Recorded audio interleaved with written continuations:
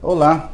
Então, hoje iniciaremos uma nova aula do nosso curso de Introdução à Probabilidade e à Estatística, ainda dentro de um conjunto, né, de conceitos gerais que nós precisamos desenvolver para que a nossa disciplina possa se encaminhar adequadamente, e também introduzir o conceito de soma, que é um conceito fundamental na metodologia estatística. Então, nós vamos trabalhar hoje, e nesses itens, podemos dizer que essa nossa aula complementa, né, uma aula anterior, onde nós introduzimos vários conceitos básicos, e esses conceitos precisam estar bem vistos para que nós possamos compreender adequadamente o que nós vamos ver hoje.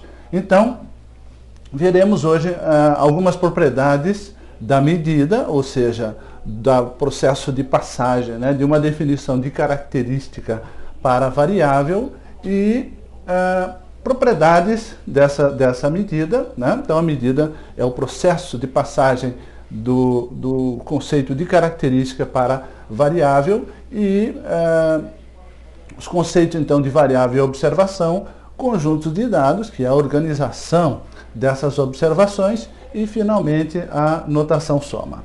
Então, vamos iniciar com esses conceitos de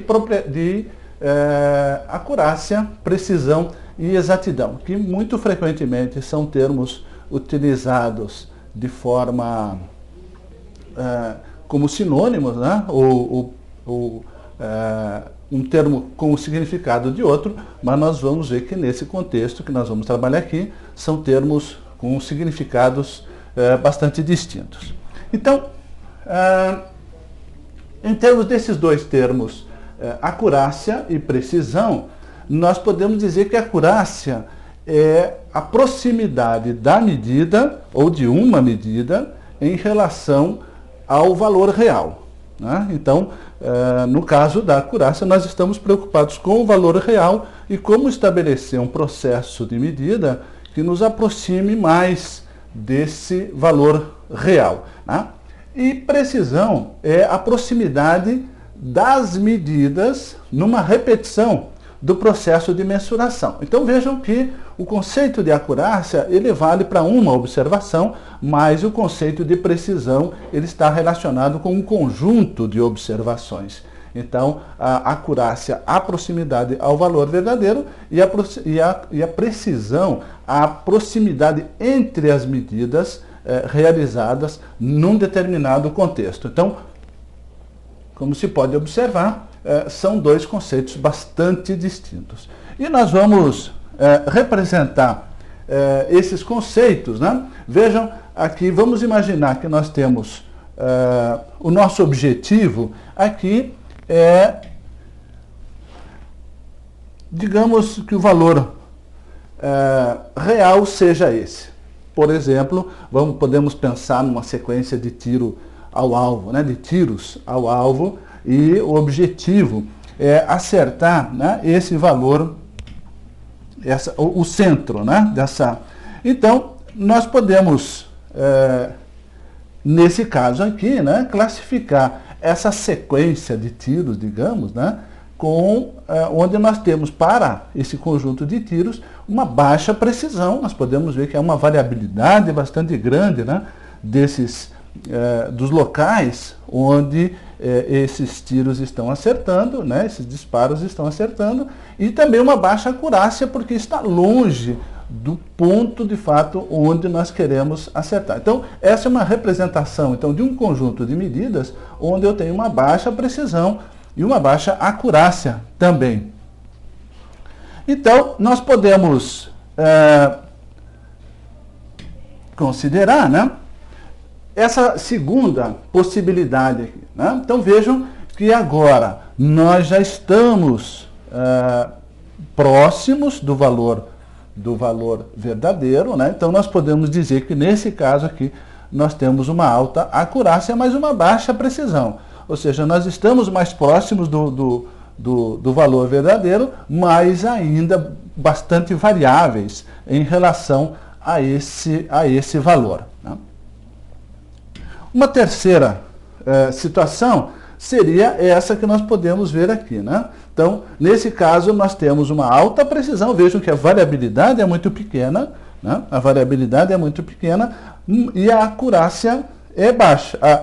A acurácia é baixa, né? Porque nós estamos longe do ponto que nós queremos acertar. Então, nós temos aqui alta precisão, porque temos baixa variabilidade, e baixa acurácia, porque os disparos, no caso, né, estão longe do valor que nós queremos atingir, né? E, finalmente, uma situação onde nós temos uma alta precisão e uma alta acurácia. Evidentemente, o objetivo de toda pesquisa científica é produzir medidas que impliquem, né, numa alta precisão e numa alta acurácia. Nem sempre isso é possível, né? Alguns métodos de pesquisa, né, vão conduzir, às vezes, a uma possibilidade de ter uma alta precisão, né, e uma baixa acurácia.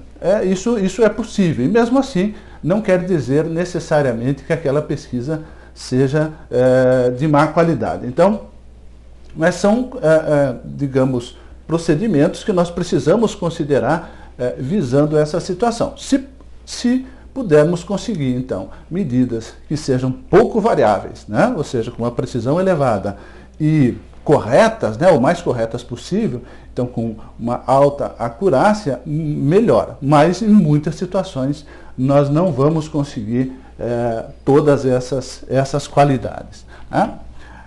Em termos de exatidão, que é o nosso terceiro conceito aqui, nós podemos pensar em exatidão como algo que ocorre ou não, tá? Diferentemente das outras duas medidas, que eu tenho, digamos, uma maior ou menor aproximação, né? Uma maior ou menor, tenho maior precisão, maior acurácia, né? Menor precisão, menor acurácia, ou seja, existe uma graduação nessas medidas, né? Então, no caso da exatidão, nós vamos considerar a situação onde ela existe ou não existe. Então, exatidão é ausência de erro, né, num processo de determinação de uma medida. Então, nós vamos dizer que uma medida é exata quando ela não contiver um erro nessa mensuração. Então, nós podemos, esse termo, né, esses termos, aliás, né, acurácia, precisão, exatidão, às vezes aparece ligado à questão numérica, né? Então, alguns números, só para dar uma ideia de exatidão, né, alguns números não podem, números não podem ser representados exatamente. Então, essa é a nossa ideia de exatidão, né? Então, algumas características nós podemos mensurar sem erro. Então, nós temos uma medida exata para ela, né? Algumas características deverão ser mensuradas dentro da possibilidade do aparelho de medida e, portanto, não serão valores exatos, né? Não serão valores exatos. Então, aqui nós temos exemplos, então, de dois números, né? Duas constantes matemáticas que não podem ser representadas exatamente, né? Um é o número π e outro é o número e, são números transcendentes, né? De uma maneira geral. Então, todo número irracional não pode ser representado exatamente, então sempre nós vamos ter que escolher uma aproximação, né, para a representação desse número. E quanto mais dígitos, maior a acurácia na representação desses números, né? Então, essas questões todas são relacionadas, né, com o processo de mensuração. E sempre que nós definimos um processo de medida, ou seja, uma forma, né, de associar valores às alternativas de uma característica, ou seja, transformando uma característica em uma variável, nós precisamos pensar em todas essas situações aqui, né? Então, como já vimos, né, esses números transcendentes eles não têm representação exata. Né? Para desenvolver o nosso raciocínio, né, vamos pensar numa situação onde nós temos digamos, um produtor rural deseja verificar, então ele tem uma área de terra, né, tem uma propriedade e quer verificar as propriedades químicas, digamos, desse solo. Para isso, ele utiliza um aparelho de medida. Veja que nós temos aqui um aparelho de medida, né, que é esse aparelho, a finalidade desse aparelho é a retirada de uma... Vou trocar essa cor aqui, né? Esse aparelho de medida é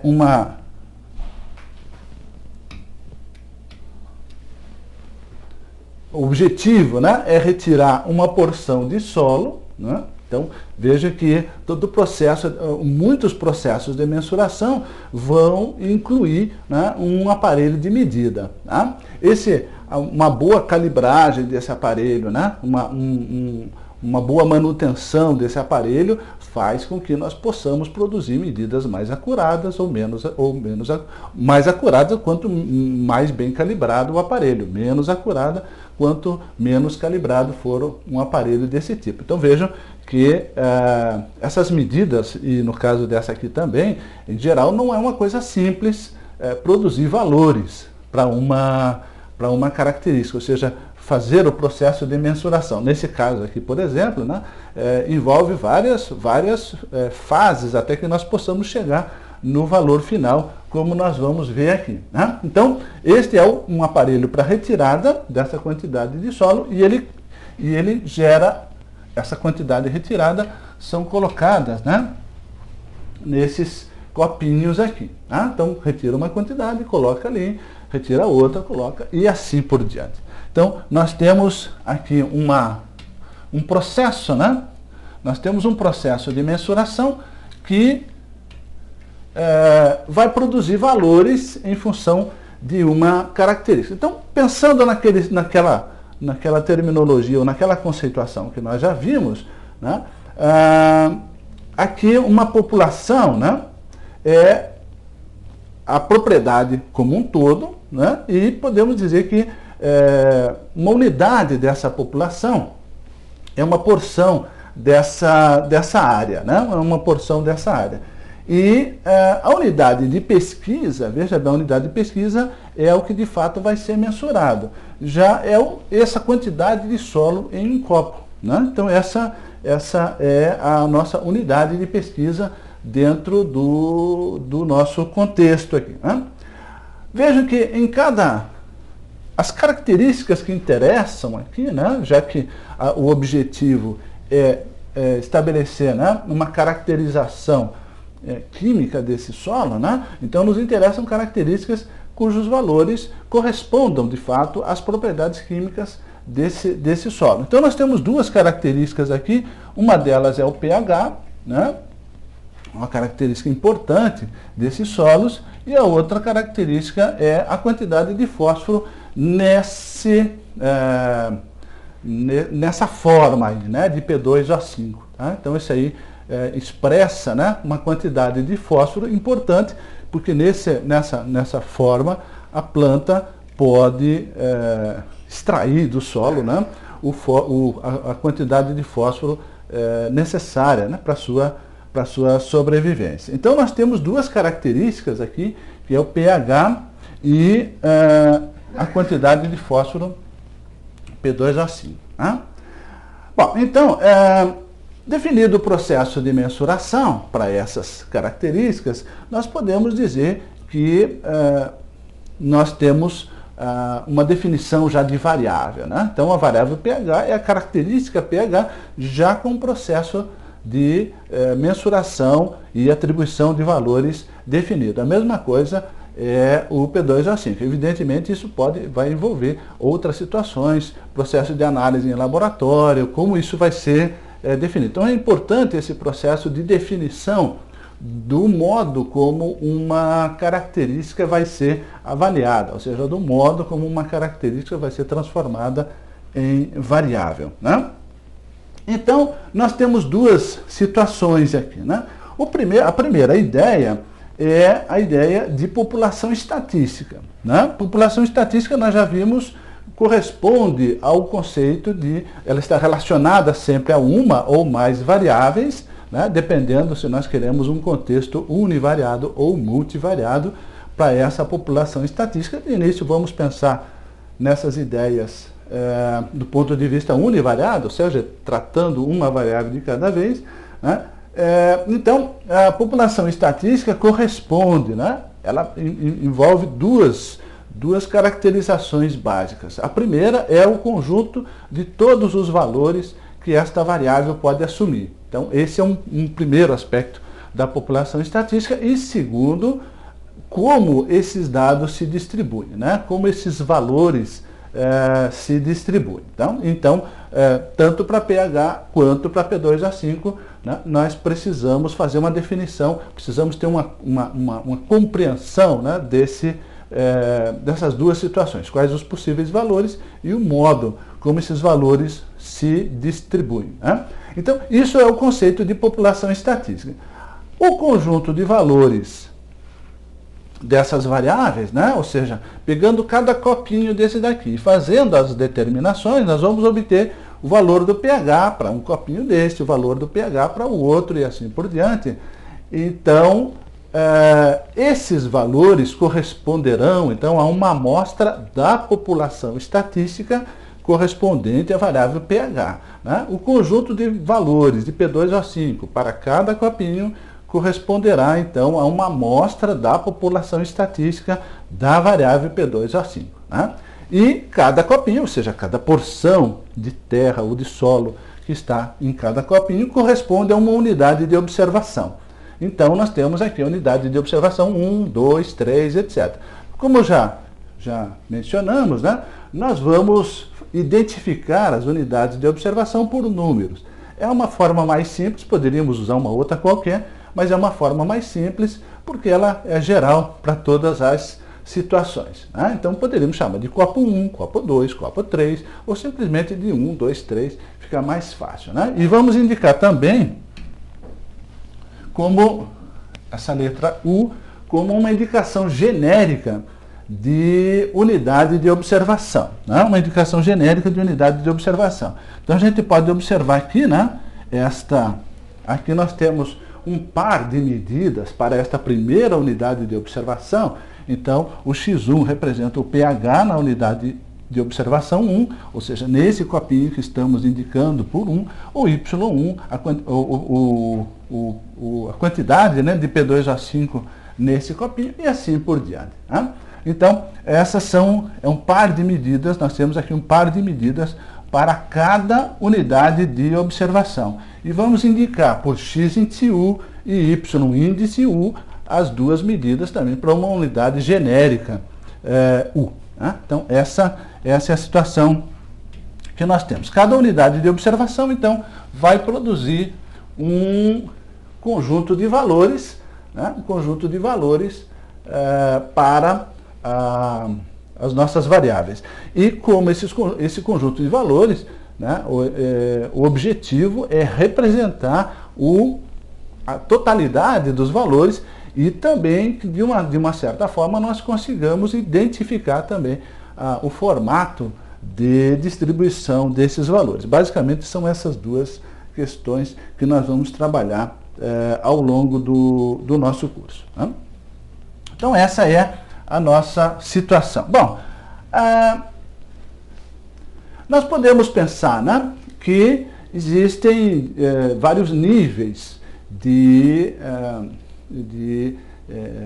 conhecimento, se é que a gente pode chamar assim, mas vários níveis que nós podemos pensar num valor que nós vamos obter para uma variável. Então, a primeira questão é pensar nesse número como um dado, né? Então, um dado é um elemento básico de análise, né? Então, um dado é um elemento básico de análise e é o resultado do processo de mensuração, né? Então um dado é um valor de pH, por exemplo, pH 4, né? É um dado, é um resultado do processo de mensuração.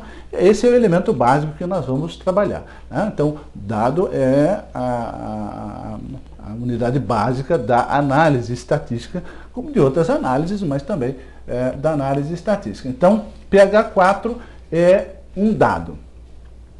Nós podemos pensar que esse dado se transforma, ou ele pode ser pensado, né, como sendo uma informação, ou seja, nós agregamos qualidade, né, ao dado quando nós contextualizamos, principalmente, né, ou seja, um dado contextualizado gera uma informação. Então, a informação é o dado organizado, catalogado, contextualizado, interpretado. Então, vejam que nem todo dado se transforma necessariamente, ou ele é necessariamente uma informação. Nós precisamos, inicialmente, né, contextualizar para possibilitar sua interpretação, e a organização e catalogação são passos importantes, né, para que a gente possa transformar um dado em informação, né? Então, nós podemos ver que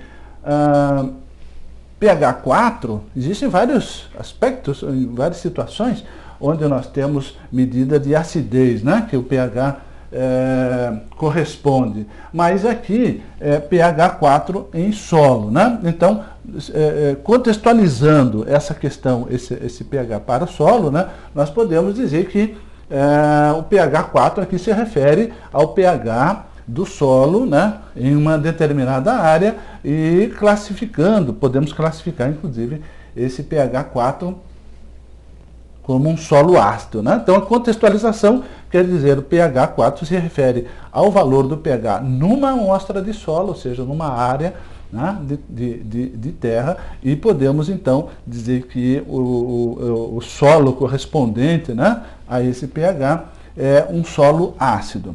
Nós transformamos isso em conhecimento quando nós compreendemos o significado da informação e conseguimos aplicar esse resultado, né, numa situação qualquer, né? Então, o conhecimento, ele inclui, né, a compreensão do significado dessa informação e com a possível aplicação. Então, como exemplo aqui, o nosso pH é 4, a contextualização é que esse pH é o pH de solo, e nós adquirimos conhecimento quando, por exemplo, já sabemos que um pH 4 corresponde a um solo ácido, e solos ácidos prejudicam, né, o desenvolvimento de muitas plantas. Então, quando nós temos toda essa sequência então um dado se transformou em conhecimento, né? Então, o objetivo da análise estatística é fazer com que o dado se transforme em conhecimento, né? Ou seja, que nós consigamos, a partir de um conjunto de dados, compreender processos na população, né, de forma que atitudes possam ser tomadas em relação a essa população. E essas atitudes prevêem, então, que nós realmente compreendemos o significado daquelas informações e conseguimos aplicar essa compreensão, né, nas situações que nos interessam. Então, esse é o objetivo, então, da análise estatística. Bom, nós vimos ali, então, que em termos de informação, nós precisamos catalogar e organizar os dados, porque dados dispersos, né, eles têm pouca capacidade de se transformar em informação e, principalmente, se transformar em conhecimento. Tá? Então, a forma como nós vamos organizar esses nossos dados é o que nós chamamos de conjunto de dados. Então, um conjunto de dados, nós podemos pensar, então, que cada unidade de observação gera uma medida para cada variável. Vocês estão lembrados ali no nosso copinho, né, que tem uma quantidade de terra ou de solo, né, geramos um valor para pH e um valor para P2O5, né, que é a quantidade de fósforo nesse formato, né? Então, cada unidade de observação gera uma medida para cada variável, portanto, eu tenho um conjunto de medidas para cada variável em cada unidade de observação. O conjunto de dados, então, ele vai ser uma tabela que contém em cada linha uma unidade de observação e cada coluna uma variável, né? Então, cada linha dessa tabela corresponde a um conjunto de valores das variáveis que foram, cujas características foram mensuradas, né, nessas unidades de observação. Então, cada linha corresponde a uma unidade de observação, cada coluna corresponde a uma variável, né? Então, as unidades de observação nós vamos representar desta maneira, como já vimos, né? Nós vamos indicar por números cada unidade de observação. Então, 1, 2, e esta é a representação genérica, né, de unidade de observação. Então, sempre que nós utilizarmos a letra U, é porque nós estaremos fazendo uma indicação genérica de uma unidade de observação genérica. Então, compreender isso é importante para o desenvolvimento da notação que nós vamos estabelecer na sequência. Então, nós já vimos, né, nos nossos processos lá de transformação de uma característica em variável, que um aspecto importante é a definição da escala de medida e que também, isso de certa forma, nos conduz a uma divisão que nos interessa, né?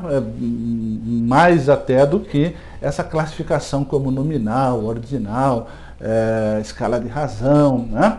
Que é a questão do fator e da variável numérica, né? Então, todas as nossas variáveis nós vamos classificar em uma dessas duas situações, a variável do tipo fator e a variável do tipo numérica, né? Não vamos fazer muita diferenciação ainda em pesquisas, em aplicações mais avançadas. Nós precisamos ainda ter uma separação sobre o tipo de fator, mas por enquanto nós não vamos fazer essa diferenciação, mas em termos de variável numérica, nós vamos, como nós já mencionamos, nós vamos precisar estabelecer dois tipos de variáveis numéricas. Uma é a variável numérica discreta e a outra é a variável numérica contínua, né?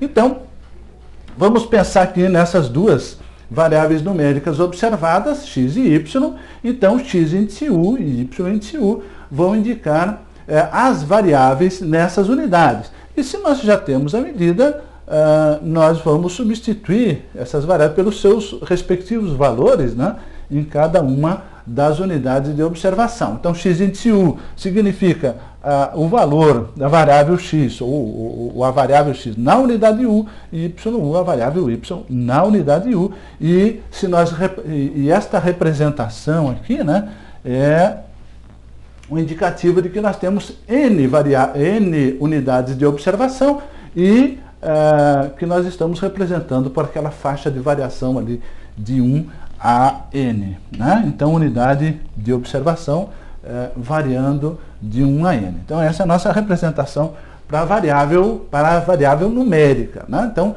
para cada unidade de observação, x e y são números, né? Eles têm que ser interpretados como números. Por outro lado, um outro tipo de variável, que é o fator, né? Essa nossa notação aqui vai indicar que em qual classe, né, nós temos a unidade u. Então, a variável do tipo fator é uma variável cujas alternativas são níveis, né, são níveis ou categorias. As alternativas são categorias ou classes. Esses três termos vão ser tratados como sinônimos aqui, né, níveis, alternativas ou categorias ou classes, né, níveis, categorias ou classes. Nós vamos trabalhar de modo com a mesma compreensão, né? Então, a índice U vai indicar a classe onde está a unidade U, né? A classe onde está presente a unidade U. Tá? Então, esta é a notação que nós vamos utilizar. Então, A minúsculo, B minúsculo, etc., poderão representar classes, né, de A, onde a unidade U está presente. Então, aí a nossa organização, né, essa seria uma ideia básica de conjunto de dados, né? Vejam, as unidades de observação estão nas linhas, né? As unidades de observação estão nas linhas, as variáveis estão nas colunas, né? Aqui nós temos as variáveis nas colunas, e essa tabela de dupla entrada, então, corresponde ao nosso conjunto de dados. É uma representação, então, do nosso conjunto de dados. Então, vejam que a unidade 1 está na classe A minúsculo, né, do fator A, e a unidade N está na classe B minúsculo do fator A, né? Então, aqui, o fator A tem pelo menos duas classes, né, que é A e B, e a finalidade, uma variável do tipo fator, ela em geral tem poucas categorias, né? E essas categorias vão se repetir, evidentemente, para as observações. Então, é uma forma de classificar ou de agrupar essas observações, como nós vamos ver mais adiante. Então, nós vamos, só para, então, mais uma representação. Então, vejam que aqui nós temos uma unidade, uma amostra, né? Veja que a amostra, então, corresponde a porções do nosso material de pesquisa, né? A porções do nosso material de pesquisa, e nós podemos até pensar que cada elemento disso aqui corresponde à unidade física, embora isso nem sempre seja assim, mas nós podemos pensar que isso aqui é uma unidade física, um conjunto de pessoas, né? Um conjunto de propriedades rurais, e que serão mensuradas, portanto, pertencem são unidades de pesquisa, né? Serão mensuradas. Claro que em cada unidade de pesquisa eu tenho que definir um processo de observação, como as variáveis vão ser mensuradas nessas unidades de pesquisa. E isso nós vamos chamar de unidade de observação, então. Então, cada uma das unidades de pesquisa vão corresponder, né, poderão corresponder a uma unidade de observação. Então, nós temos 5 unidades amostrais, e veja, então, que U varia de 1 a 5. Né? Então, a nossa indicação aqui, né, essa nossa indicação de que U pertence, né, a esta amplitude, é o mesmo que dizer que U pertence a este conjunto de índices aqui, né? Ou seja, U assume todos os valores desse conjunto de níveis. Então, se nós pensarmos, né, que nós temos 3 variáveis que serão mensuradas nessas unidades de observação, então nós podemos chamar YU, XU e ZU, as variáveis X, Y e Z, né, as variáveis Y, X e Z, na unidade U, né? Então, o índice representando a unidade onde essa variável vai ser mensurada.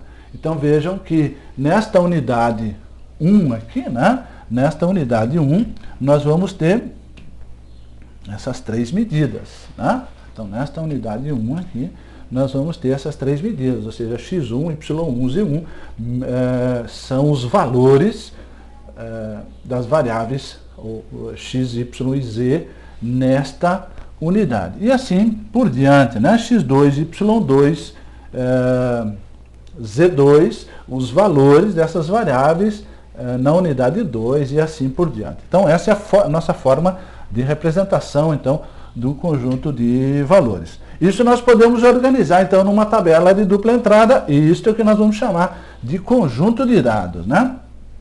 Vamos chamar de conjunto de dados. Então, vejam que nós temos aqui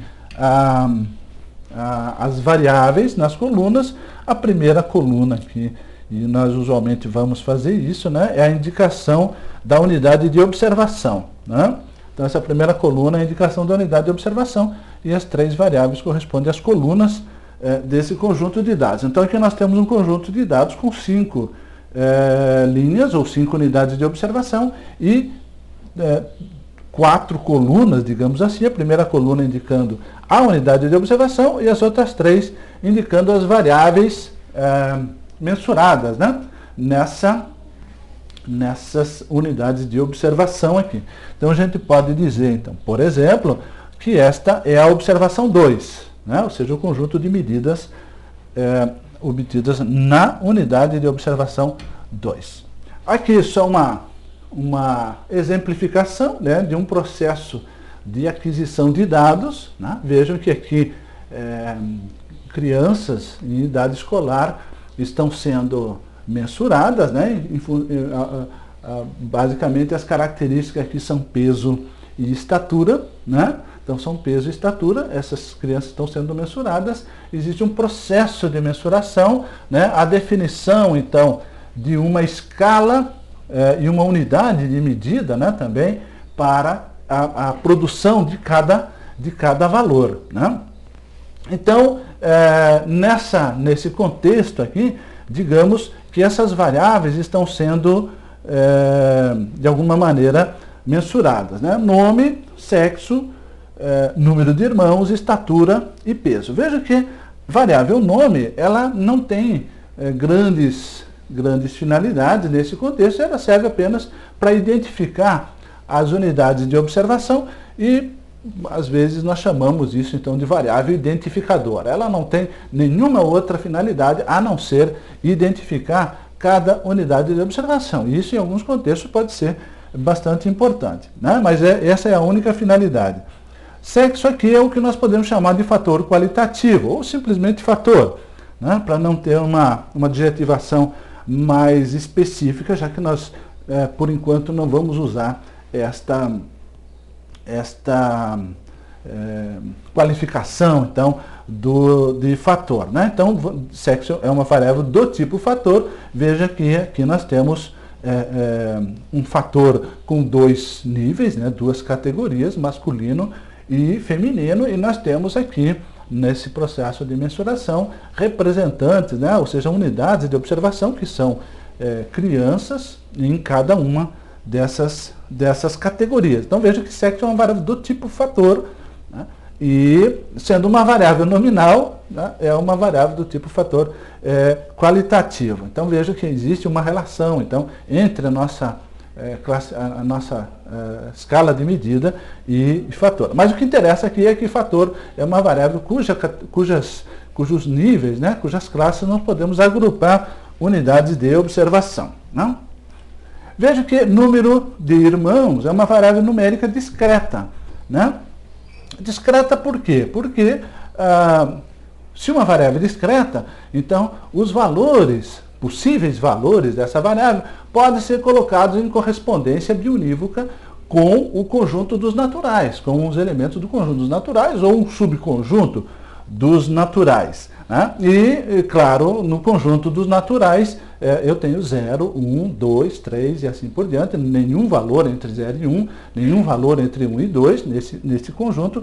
Consequentemente, isso caracteriza a nossa variável numérica como discreta, né?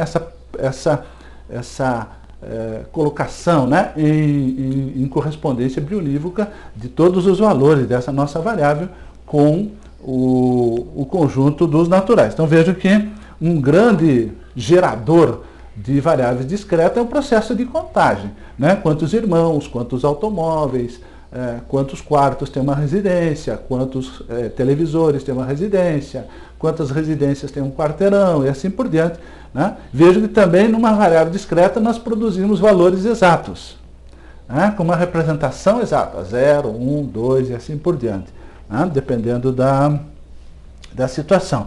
Já as variáveis estatura e peso são variáveis numéricas e contínuas, né? Diferentemente, então, de discreta, são variáveis contínuas. Nós não conseguimos, para o conjunto dos possíveis valores de estatura, colocá-los em correspondência com o conjunto dos naturais, porque entre quaisquer 2 valores de estatura, por exemplo, que sejam diferentes, qualquer que seja a diferença entre esses 2 valores, eu ainda vou ter infinitas possibilidades de valores nesse intervalo. Então, não há como fazer essa correspondência, né, bionívoca entre os valores de estatura e os valores de um conjunto, do conjunto dos naturais. Então, essa é uma...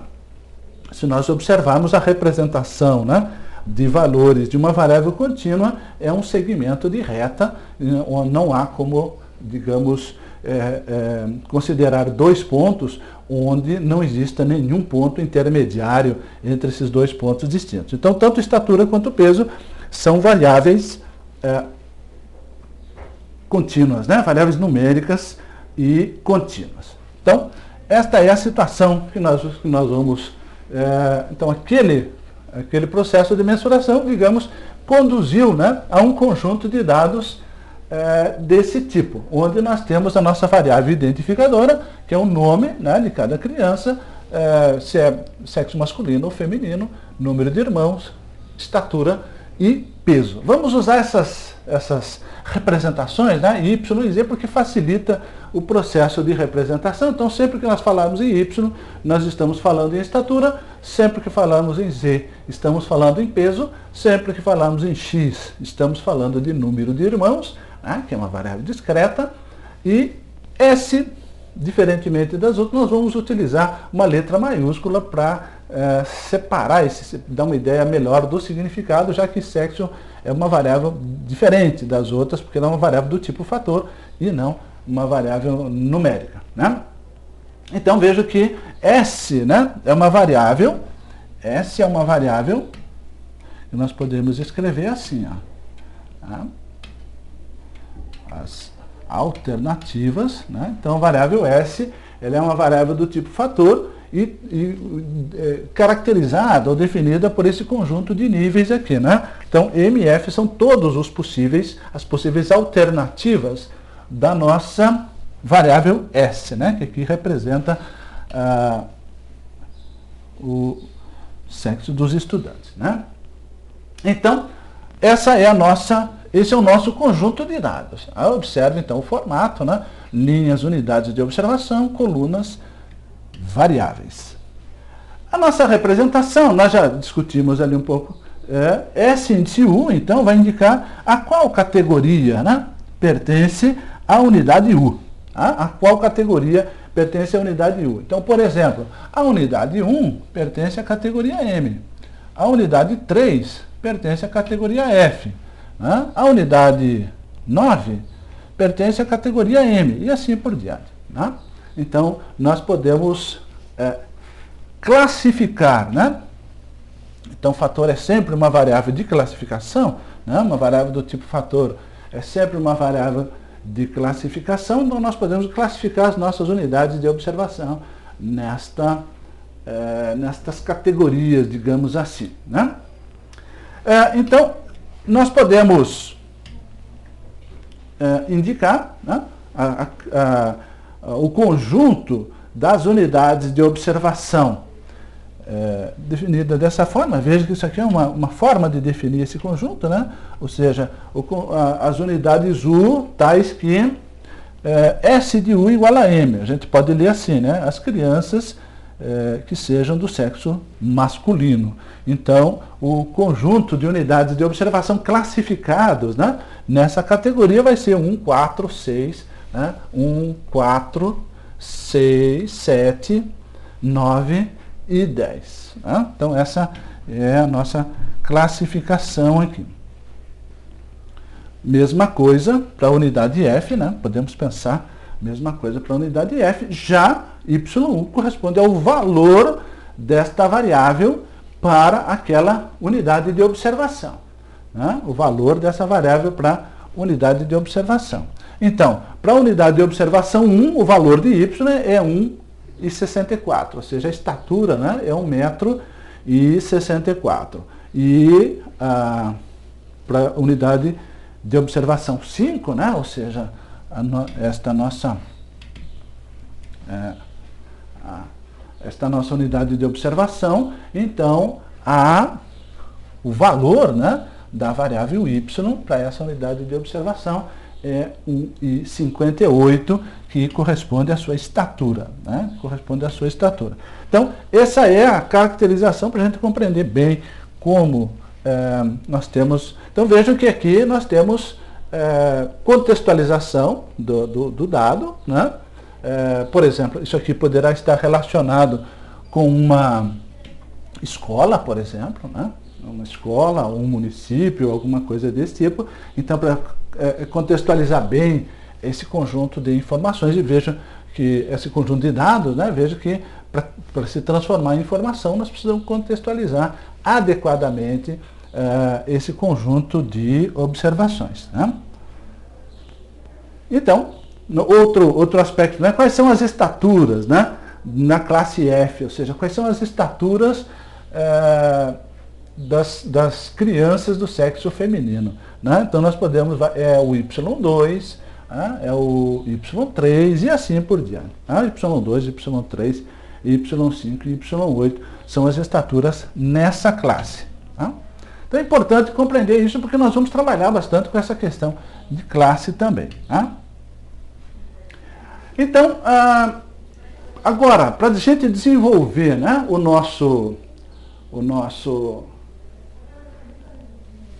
a nossa notação, aqui é uma notação fundamental, que é a notação de soma, porque muitas das quantidades que nós vamos trabalhar mais adiante são combinações de observações, e combinações lineares de observações, que implicam então numa soma em diversos aspectos, né, das observações. Então é uma notação fundamental e decisiva para a gente conseguir compreender o que nós estamos trabalhando, né? Então vejam que aqui nós temos a representação para essas unidades, né, de observação, variando de 1 a 10, ou seja, o U pertence a um índice desse conjunto aqui, né, ou assume todos os valores, todos os índices, né, desse conjunto. Então, nós vamos representar então a nossa soma. Veja que esse sigma que aparece aqui, a letra sigma maiúsculo do alfabeto grego, né, sigma maiúsculo do alfabeto grego, é indicação de soma. Então nós estamos, ao escrever isso, nós estamos dizendo que nós vamos somar os valores da variável y, né? Nós vamos somar os valores da variável y. Aqui nós vamos fazer a indicação da condição para soma, né? Então veja que aqui nesse caso a condição, ou seja, o U está assumindo todos os valores de 1 a 10, né? Então, essa indicação aqui é a variável que eu vou somar, y é a variável que eu vou somar, e a unidade, né, de observação correspondente a esse valor. Então, esta notação aqui, ela representa esta quantidade, né? Essa notação representa esta quantidade aqui, ou seja, a soma dos valores de YU, né? U variando de 1 a 10. Então, Y1 mais Y2 mais Y3 e assim por diante, até Y10. Essa notação é tão importante, ela aparece com tanta frequência, que nós vamos adotar uma notação simplificada para ela. Tá? Então, quando o índice, né? Veja que aqui o índice U está sendo substituído por o índice U, então, está sendo substituído por um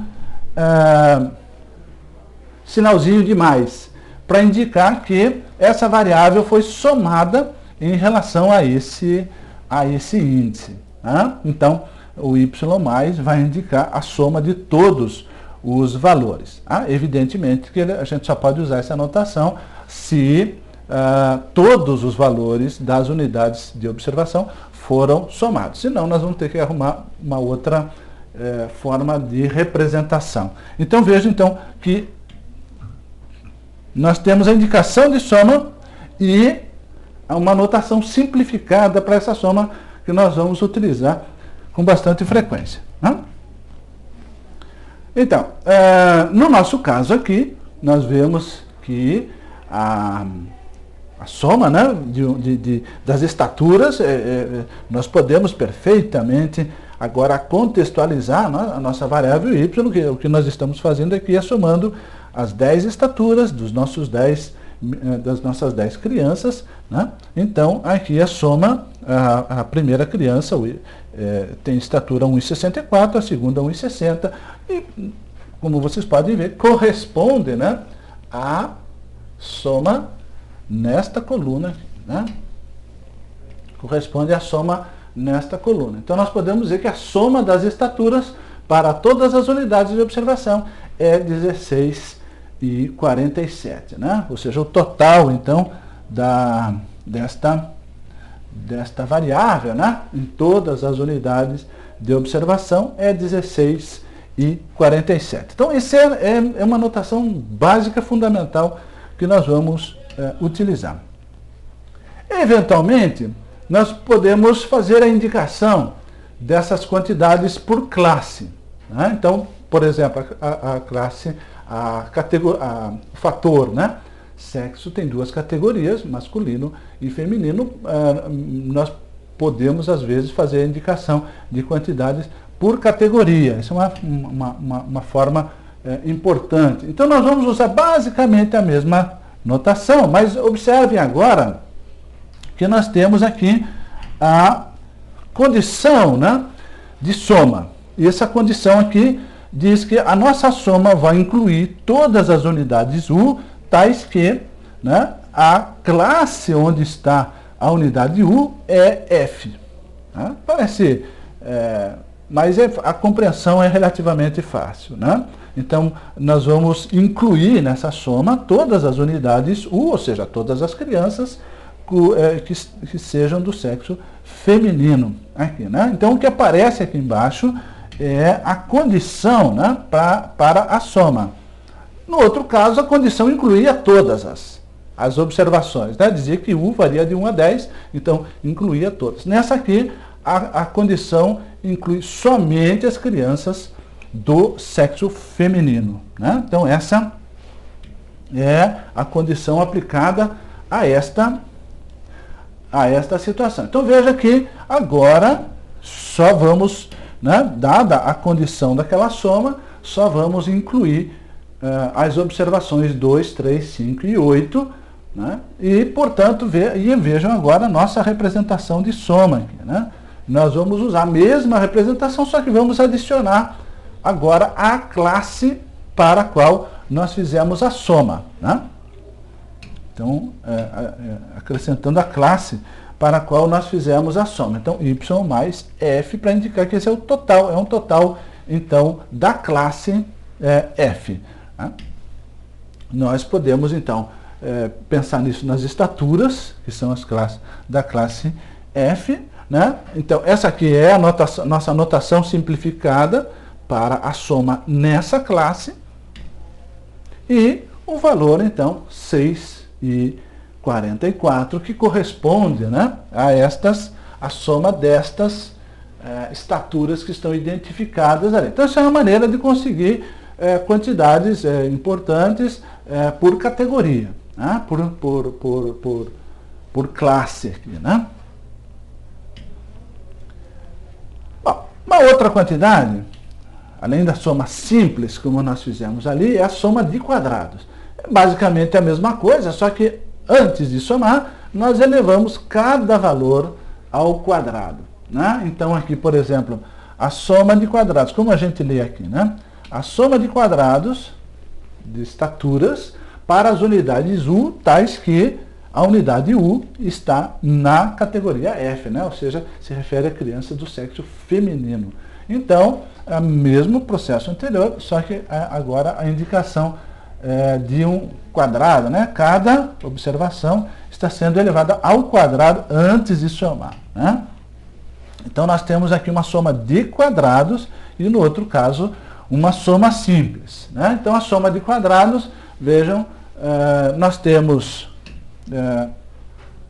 nesse caso aqui, né, já que são só as 4 observações, né, de crianças do sexo feminino, nós temos ali, então, a estatura e o quadrado da estatura, né? 1,5, o quadrado é 2,25, a unidade 3, né?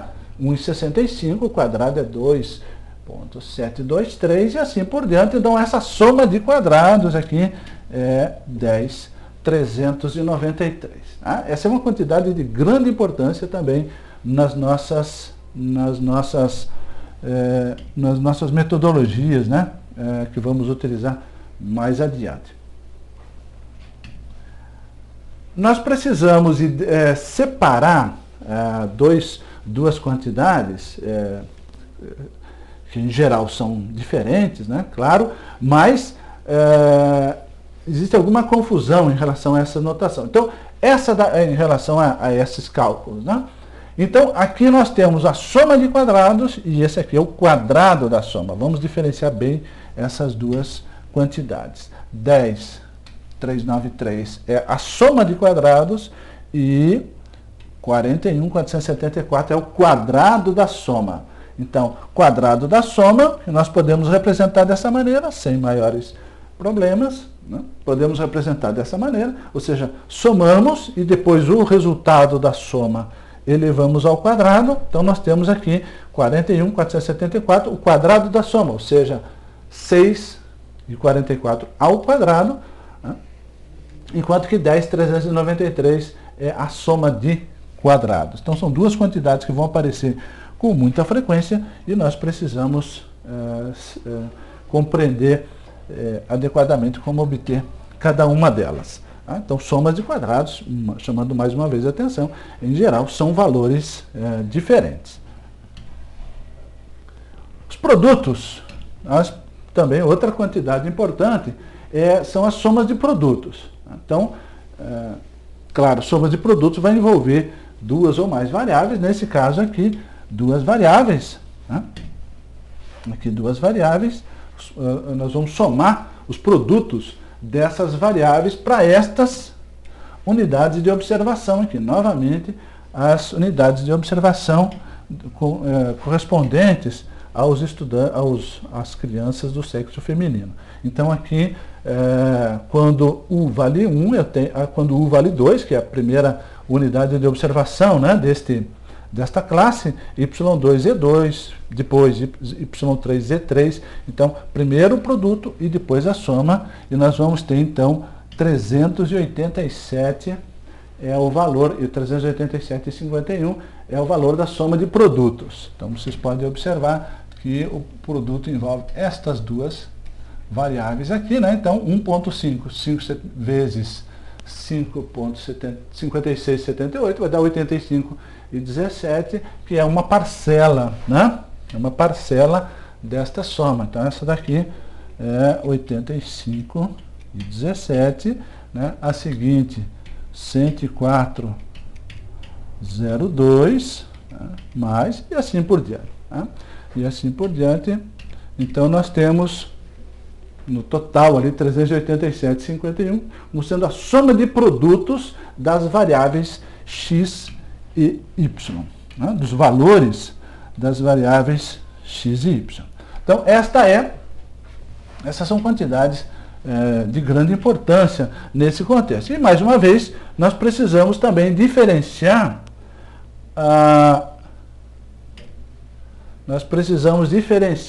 soma de produtos de somas.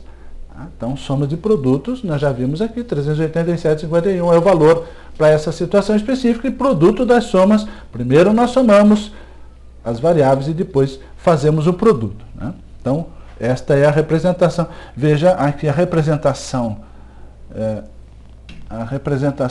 simplificada, né? Nesse caso, nós podemos utilizar a representação simplificada, indicando o produto das duas somas. 6,44 vezes 240,28. Então, o produto das somas é 1.547,4 e a soma de produtos 387,51.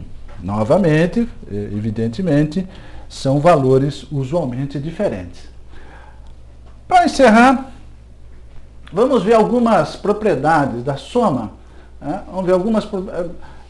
São propriedades muito elementares que nos cursos muito cedo, né? Nos cursos de matemática, essas propriedades são tratadas, né? A propriedade da soma, mas é sempre importante nós fazermos uma revisão aqui dessas propriedades, porque são propriedades que nós usamos com muita frequência no desenvolvimento dos nossos procedimentos. Então, primeiro, o que acontece com a soma quando eu adiciono uma constante a cada valor? Evidentemente, a soma vai ficar adicionada dessa constante vezes o número de vezes que nós somamos, evidentemente, né? Ou veja o número de observações que nós temos.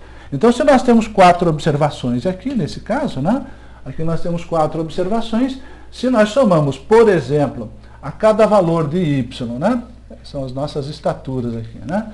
A cada valor de y, nós somamos 2, por exemplo, então a soma vai ser, ao total, né, de y, vai ser somado 4 vezes 2, ou seja, 8, né, que corresponde 2 em cada uma das situações. Então a gente pode representar dessa forma, né, que se eu somo a n números, né, uma constante, ao total é somado n vezes aquela constante. Essa é uma propriedade básica da soma, né? Também, se eu multiplico por uma constante, o total vai ser multiplicado pela constante. Então, se eu somo, ao total vai ser somado n vezes aquela constante. Agora, se eu multiplico, o total vai ser multiplicado por aquela constante. Então, se eu multiplico cada valor de y por 2, então o total vai ser multiplicado por 2 também, né? O total de y. Então, isso muitas vezes nós usamos para manipular essas quantidades, e vejam que se eu quero representar, né? Se eu quero calcular a soma e a soma multiplicada por um determinado valor, eu não preciso multiplicar todos e depois somar. Basta multiplicar já aquele total que já tem calculado, né? Usando, portanto, as propriedades da soma.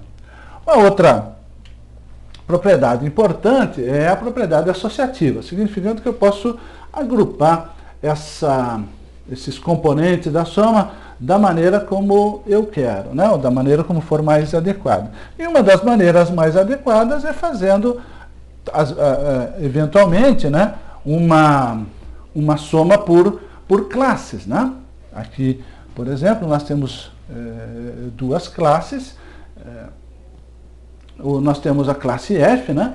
E podemos pegar os valores de y, somar primeiro, né?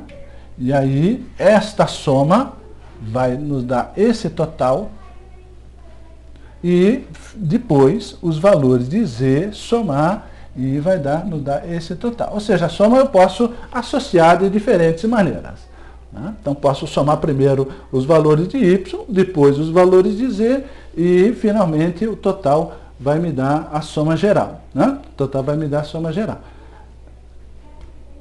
Essa é uma maneira de obter essas somas também. Então, propriedade associativa da soma, né? Posso associar como quiser. Ou seja, essas duas, isso quer dizer, evidentemente, né, que essas duas formas são equivalentes.